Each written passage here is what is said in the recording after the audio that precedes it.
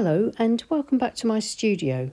It's Lois here from Lois and Morgana Davidson Art, and today I'm going to be testing out a paper that I haven't used before and trying to sort of find out whether it's any good. It's another paper that's made by St Cuthbert's Mill, and it's 100% cotton, and at the moment it's a little bit cheaper than the Saunders Waterford or Milford papers that I buy for my own artwork and for doing demos here. And so I'm eager to try it out, see if I can save myself a little bit of money. So the paper I'm going to be trying out today is Canson Moulin de Roy. It's originally a French paper, but now is made by St Cuthbert's Mill, but to their same exacting standards. So I'm testing the cold press paper today, which is £140 or 300 GSM weight. You can purchase this paper from most good art stores. I bought mine from Bromley's, and I buy these in packs. So they're quarter imperial sheets that have been cut for me at Bromley's from full sheets. I'm pretty sure that you can get Canson Moulin de Roy paper in blocks and pads. Just look online at your local retailer.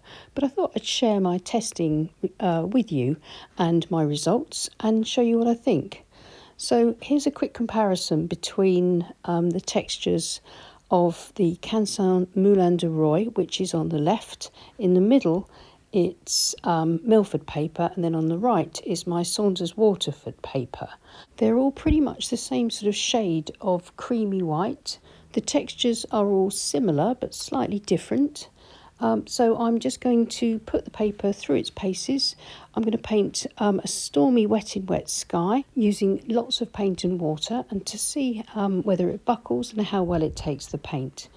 I've got my paper taped to my board with ordinary decorator's masking tape. I've got a good range of brushes, a mottler, a flat, a round and a mop, and a limited palette of raw sienna, cobalt blue, Payne's grey and sepia. I'm going to speed the footage up and just splash on the paint really thick. Use a water spray to get lots more water on the page. Tip and tilt the paint, watch it flow, and try and create a really interesting sky and see how the paper reacts.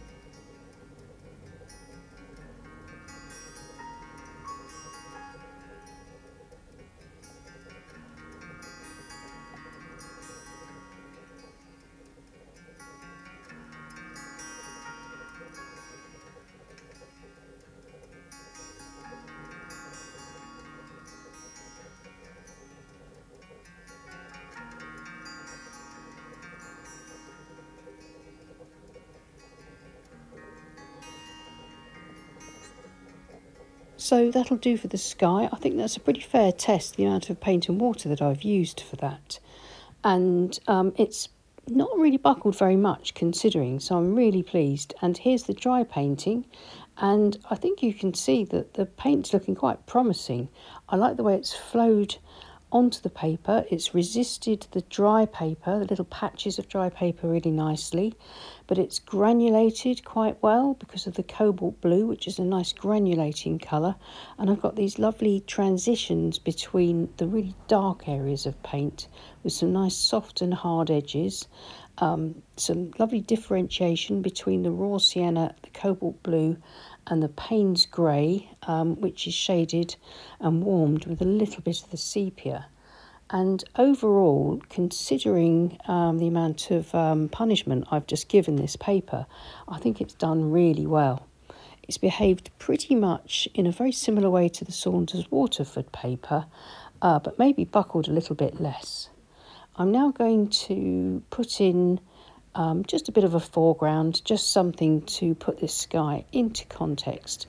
Again, I'll speed it up, and this will give me the chance to test and see how it takes dry brush, how it takes the layering up of a bit of paint, and maybe try a bit of salt for effects in the foreground and see how that works.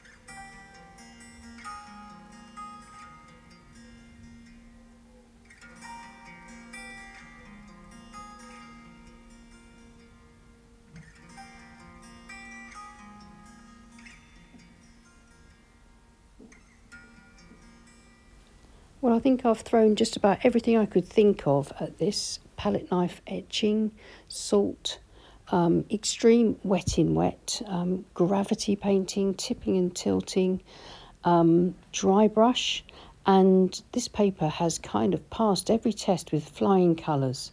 And as I remove the tape, we can see this test painting, and I think it's turned out really nicely.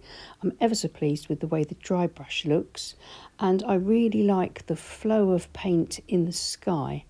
I think the thing I'm most impressed with, though, is the lack of buckling as I paint. I think it's even better than Milford and Saunders Waterford in that regard, although all three papers do dry flat, and I can testify that this paper, once completely dry, was flat as a pancake. But of course you can always pre-stretch any of these papers to make sure they dry even flatter.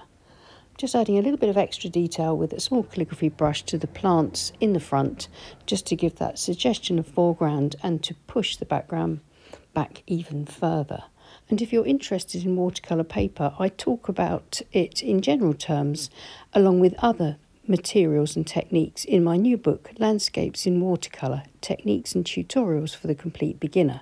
It's now available to purchase from all good bookstores. I'll leave a couple of links in the description below. And so, in answer to my question at the beginning of this video, is this new paper any good? Yes, it is. It's definitely worth every penny, I think, and being slightly cheaper than Milford and Saunders Waterford, but in my opinion, so far, just as good. And of course, being a few pounds cheaper, it makes for a good economical purchase if you like this style of cotton watercolour paper. I shall leave a link in the description below to Bromley's where I get my paper from in case you're interested in taking a look. I'd love to know what you think of this Canson Moulin de Roy paper if you've tried it yourself, so please let me know in the comments if you have. And if there's any papers that you'd recommend, maybe something that I haven't tried that you think that I should, and I'll see if I can get hold of some and try it out here on the channel. Many thanks for watching, and of course welcome to all the new subscribers. It's lovely to have you here as members of our art community. So if you enjoyed the video or found it helpful, please click on the thumbs up button. And if you're new here and you haven't subscribed, then I'd invite you to subscribe and become a part of this wonderful art community here. It's free to do, and of course it helps us get seen by the YouTube algorithm. And of course, if you'd like to offer any sort of paid support for the channel, then please follow the links below to Patreon. And thank you so much to everybody that does support us on Patreon. We couldn't run the channel without you, and we appreciate each and every one of you. I'll see you again soon. Take care and happy painting. Bye.